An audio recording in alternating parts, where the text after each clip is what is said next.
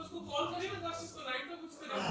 हम उसको कॉल कर चुके हैं और रिएक्शन कैसे लगा रहे हो ठीक हो गया कॉल चला रहे हैं और तो कोई नहीं कर रहा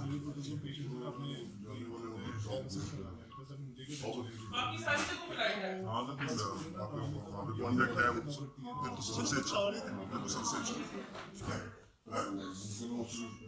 हाँ ये बिल्कुल जल्दी जल्दी हो जाए सारा काम वही होता है ना काम करके ठीक है